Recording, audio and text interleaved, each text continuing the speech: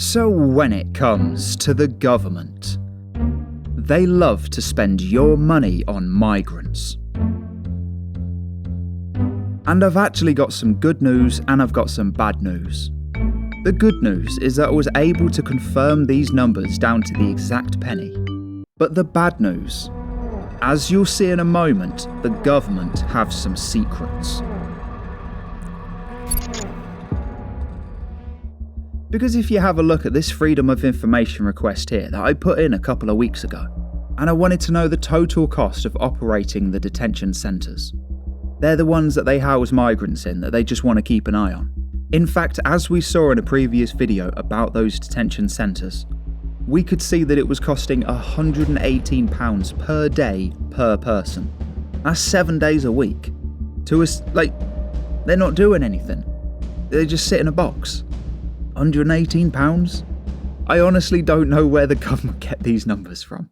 So if we go back to the FOI request here, it says that the total cost of operating the detention estate for the financial year of 2024 to 25 was £142,630,682 and 31 pence.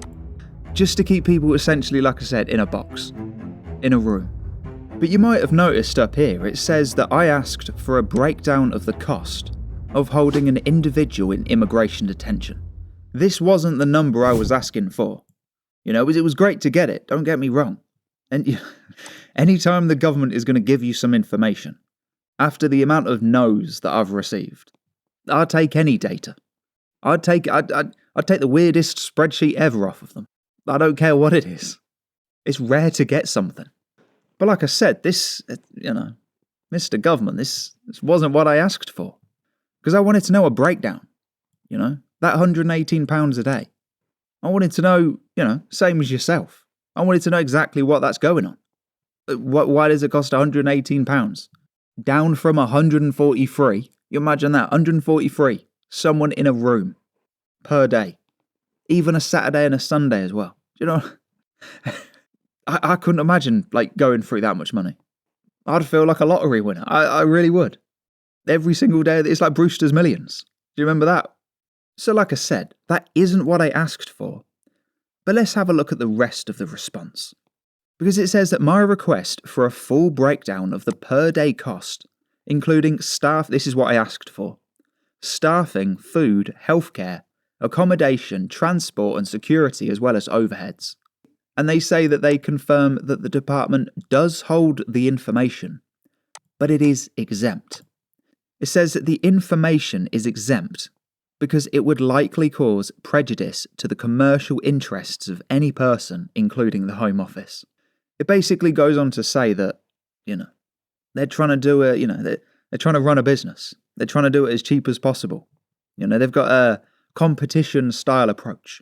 And they don't want anyone to interfere with the pricing. Now, I'm not being funny, right? I'm sure there's going to be some bad actors out there, that would use that information to, persuade different contracts and things like that. They'll sort of be able to compare it. I get what they're saying. Maybe the pricing information that they use, maybe that's a closely guarded secret. Let's say that. Let's give them that benefit of the doubt. It's not. It's absolutely not. I mean, the government, we pay. We want to know how our money's been spent. End of the story, they should tell us. But let's say, let's give them the benefit of the doubt. Again, I'm not being funny, but maybe it would help if people started, not manipulating, but, adding some competition. If they were saying that, that they clean the rooms for 40 quid a day. Well, cleaning company can then see that information, contact them and say, hey, look. They'll say, hey, look, we'll do it for 20 quid a day. Probably a Eastern European accent. But they'll say, we'll do it for 20 quid a day per room. Maybe it would just add some competition. Maybe it wouldn't cause problems. And also, like I said, overarchingly, it's our money. And then it's can't tell you how we spent it. How does that fly? It makes no sense, does it? You want to try, I'm sure some of you run a self-employed business. They want to know everything. Imagine if you said, oh yeah, can't tell you that. Can't tell you that pricing. Can't tell you how much I earned on that job. It's a trade secret. It wouldn't, they wouldn't have it. They'd tell you to swivel. Unbelievable. So like I said, the government did give some information in the fact that we pay £142 million every single year just to keep migrants in detention centres. That was the information that I was able to get from the government. But unfortunately, like I said, they didn't actually answer my question. You know, they said, oh, we can't do that. It causes us too many problems. Well, 142 million. Is that not a problem? Is it not? I would say it is. You know, you too. I'm sure you would.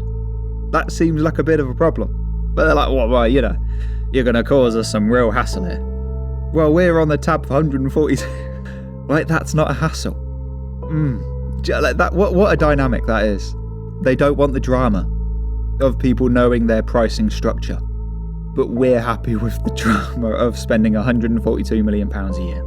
10 years, I hear you ask, would be £1.4 billion.